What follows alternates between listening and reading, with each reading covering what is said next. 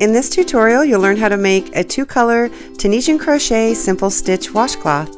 Hey everybody, it's Tasha with Stardust Gold Crochet. Thank you guys so much for all of the love and support on this pattern. I didn't expect to turn this into a pattern for the blog. I was just actually making this because I needed a washcloth. So I was like, oh, I need a washcloth. I'm gonna play with this yarn and try to bust my stash a little bit. You guys had such a great response to this, so here's the tutorial. Also, I put some tips at the end of the video for working with Tunisian crochet and how to fix your mistakes. Hi everybody, if you're new, and welcome back if you're not new. I love you, stargazers. Let's get started on making this really cute crochet 2-color washcloth. I want to say thanks everybody for the great response on my reel. I heard you guys wanted a longer tutorial. It's the Tunisian simple stitch. This washcloth pattern is super easy and fun to make.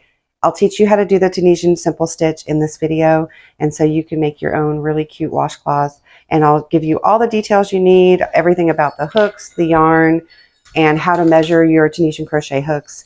If you have some lying around, and I'll also leave some link down below, a link down below for where to buy these Tunisian crochet hooks if you don't already have one lying around. And you might have a long hook lying around with a stopper on it. That's a Tunisian crochet hook. To get started, you're going to need 2 types of yarn. And for this one, I'm using, oh, it's all a little tangled because I did a whole other video and then I ripped it out because I realized I wasn't shooting in 4K, and YouTube loves 4K. So this video is in 4K. You can watch it on a giant TV and then really scrutinize everything I do. Just kidding. I have a sarcastic sense of humor, but it's not in a bad way, I don't think. I'm using Brights by I Love This Cotton, and it's 340 Brights. It's 100% cotton, and it requires a 5mm crochet hook, which is probably the perfect size for this project. The other one I'm using is white. This is how to measure your hook size. I inherited these from my grandmother, so they're old and they don't have numbers on them. A lot of Tunisian crochet hooks don't. If you want to learn how to figure out the size of your Tunisian crochet hook, grab a little ruler, and hopefully a clear ruler, which is easier. It doesn't really matter though. It's easier to see through. On a ruler, 5mm equals ½ centimeter, 10mm equals 1 centimeter. So the little tiny lines in between the centimeters are millimeters. Just put your hook behind there and look through there, and you can see that mine is a 5mm crochet hook. And I did this on both. Even though this one feels thicker to me, it's not. It's actually still a 5mm crochet hook. You're going to need a needle and also some scissors. This yarn, the I Love This Cotton yarn, is a lot softer than the yarn that I used for this one. This yarn is Lily Sugar and Cream, and it's more dense than this one. This one is a lot less dense than this one. This one I would recommend for using it on your face, and this one on your body, or you can use it as a hot pad. You can do 2 of them and sew them together and use them as a hot pad for your kitchen. Really great. Here are a few things on how to crochet Tunisian crochet and a few tips so that you won't be as scared. This right here is the beginning of one that I'm doing for my daughter, and this one, it's curling up a lot, right? Because that's what Tunisian crochet does at the beginning of the round or the rows. You might be sitting there going, why is it curling? What's going on here? What am I doing wrong? You're not doing anything wrong. There are a few things you can do to help you with this curl, but I don't recommend right now worrying about that. If you're just learning how to do Tunisian crochet, I would just go with it. You want to make sure that your tension is the same throughout, which is very difficult with Tunisian crochet when you're first starting out. I'll show you an example. I'm not first starting out, but this is just an example of bad tension for me on my part. And it's funny because even being a crocheter for however long I've been crocheting, you still make mistakes. So I noticed after I finished this, I went, oh, it looks like my tension was a little bit off right there. So it's a little bit lopsided. You can try to block to fix that, but it didn't really work for me. The blocking did not fix this. So try to maintain tension, do a few practice runs. This one, obviously, the tension was good on this one. Like I did not have that issue with this one. But I think because this yarn is a little softer than this yarn, that I think that's where my tension issues, because this yarn is super thick comparatively. Okay, so as we go along, I'm going to teach you some more tips, but let's get started on learning how to do Tunisian crochet simple stitch. And they do call it a simple stitch because it is super duper simple. We're going to start off with our colored yarn. I'm going to start off doing a slip knot.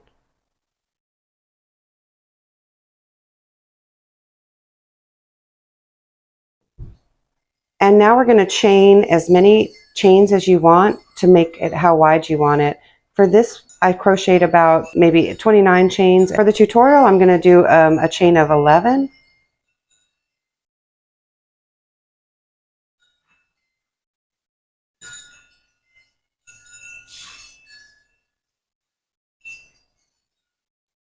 So there I have my 11 chains. Now we're going to work back into the very first chain. Some people, if you like working into the bump, you can do that. I just prefer going through the top chain right here. Just going through the top chain. You can even work through 2 chains if you'd like. Then yarning over and pulling up a loop. Then you insert your hook into the next chain, yarn over and pull up a loop. Insert your hook into the next chain, yarn over and pull up a loop. Keep doing that all the way across. And this is not an inline hook, this is a tapered hook, so I usually push it back after every pulling up of a loop because I just want it to be a little bit, the tension to be even and not as tight, because if you work on this little section right here, you can end up getting really, really tight stitches. Be mindful of your tension and be mindful of how big each of your loop is because that's going to make a difference.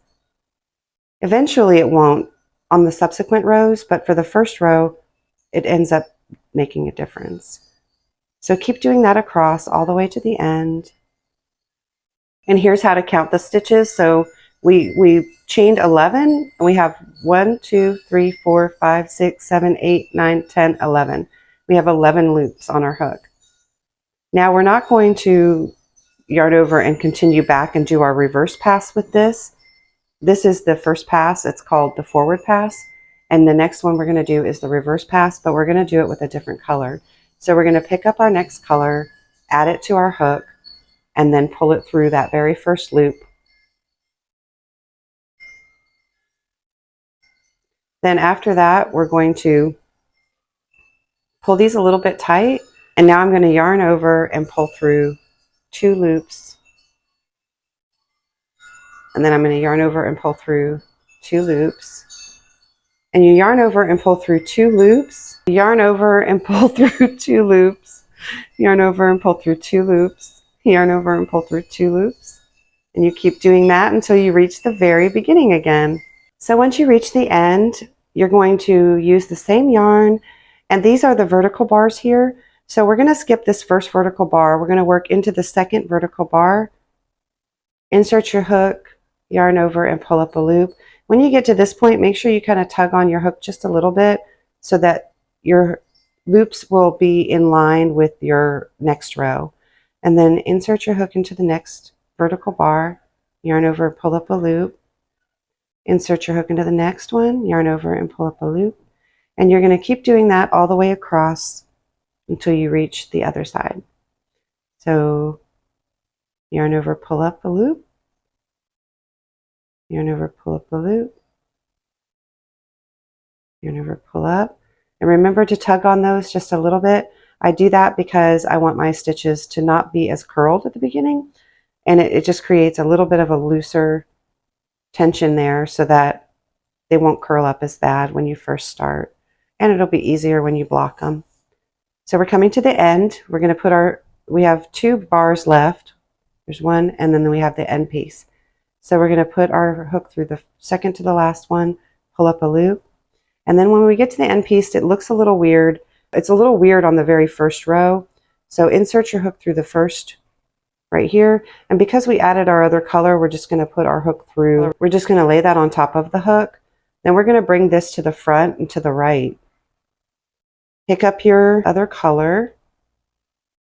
Then you're going to yarn over and pull through both of those loops and then put this one right back over there like that. Then you're going to chain 1.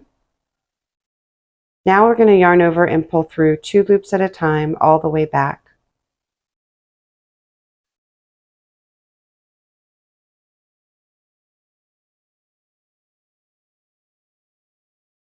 And here's where you'll see your tension. You'll be able to feel what your tension is like by the loops on the hook and after this row, after this reverse pass that we're doing.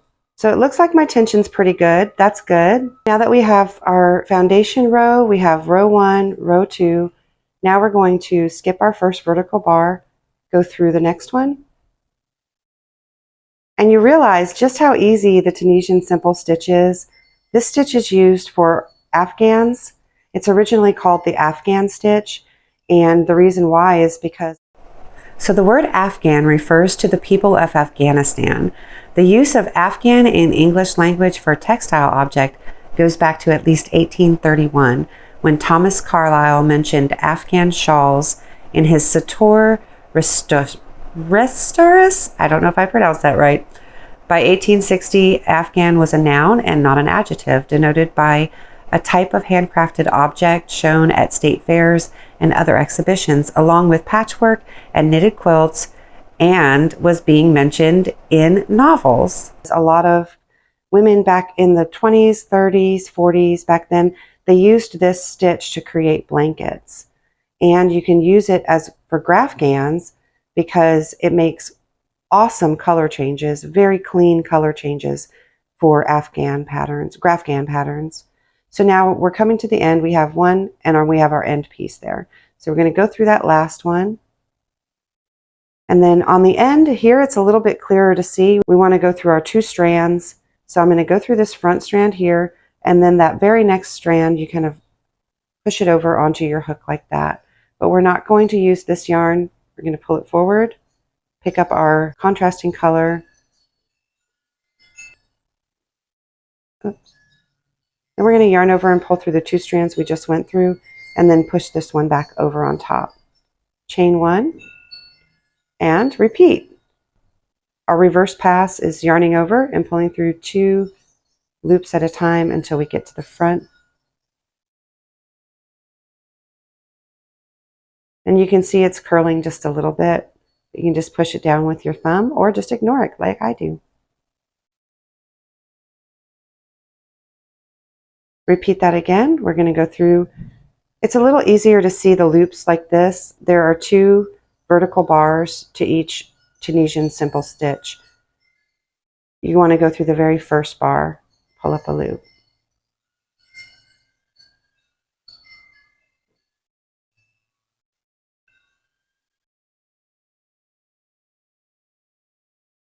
What happened?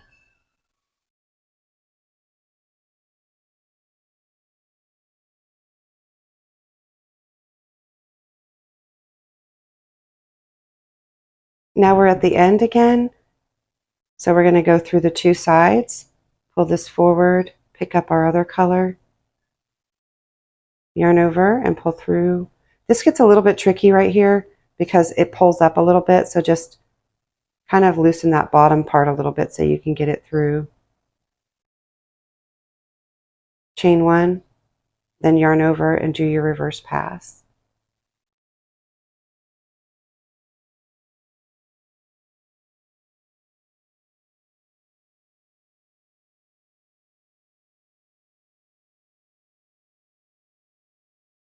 This washcloth I did, let's see, 1, 2, 3, 4. I did about 22 rows. For this one, I did about 25 for this one because this yarn is thinner, so it needed a few more rows to make it a square. We're going to go around, but I really want my edging to be white, so I'm going to do one more forward pass and one more reverse pass.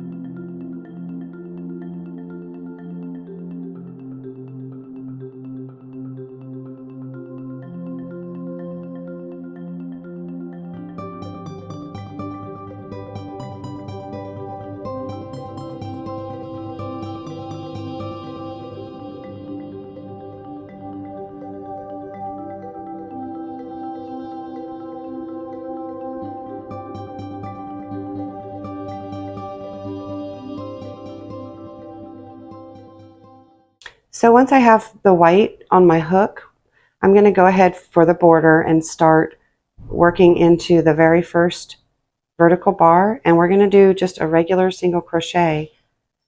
So you yarn over and pull up a loop, then yarn over and pull through both loops on your hook. Then insert your hook into the next vertical bar, yarn over and pull up, then yarn over and pull through both loops on your hook. So we have 2 single crochets there, and we're just going to work along doing a single crochet in each of the vertical bars across.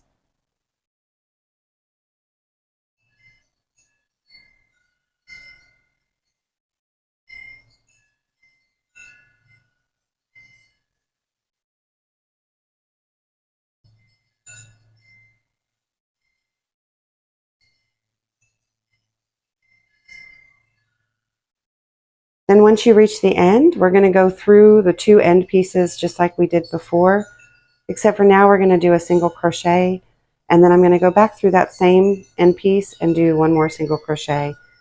I wanted to do I didn't want to round it out with 3 because I wanted it to be a more rounded edge, less squared off. Now we're going to just do a single crochet in each of the rows all the way down, going across. And you just want to work through 2 pieces of yarn.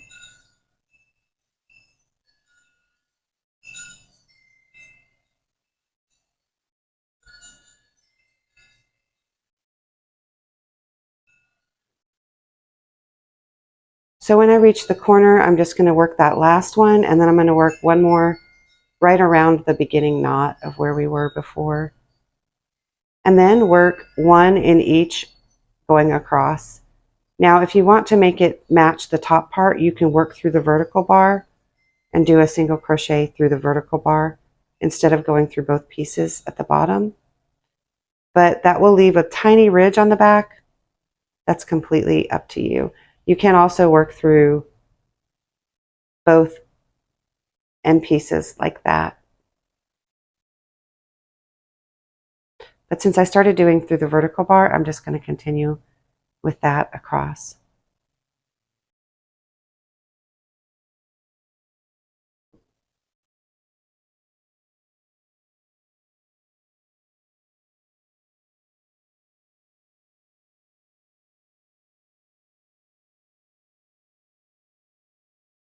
We have 1 more vertical bar right here at the very edge. And now we're going to go through this edge piece right here and do 2 single crochets. And now 1 into each of the side.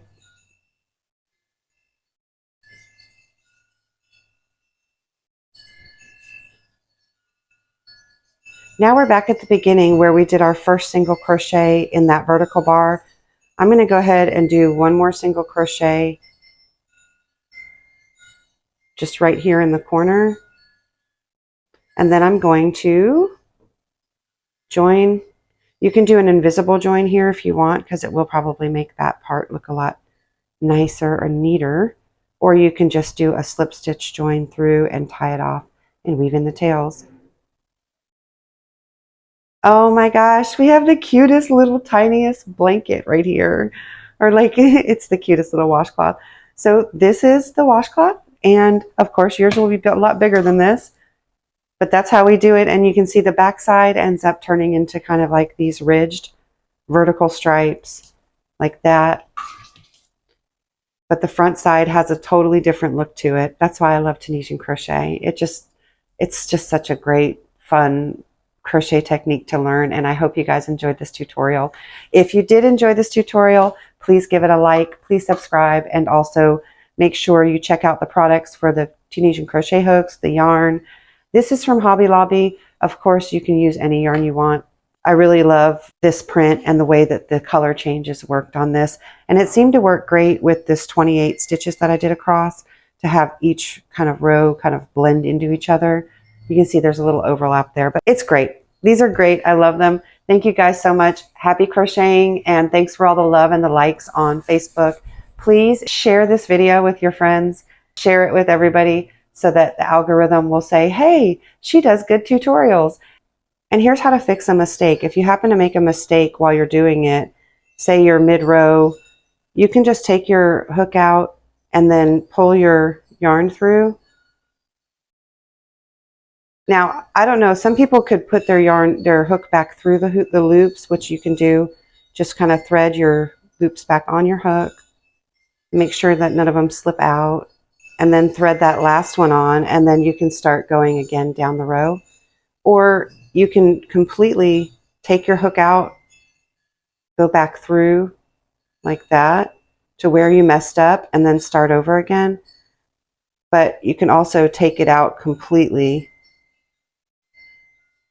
like this and go back and completely start your entire row over again.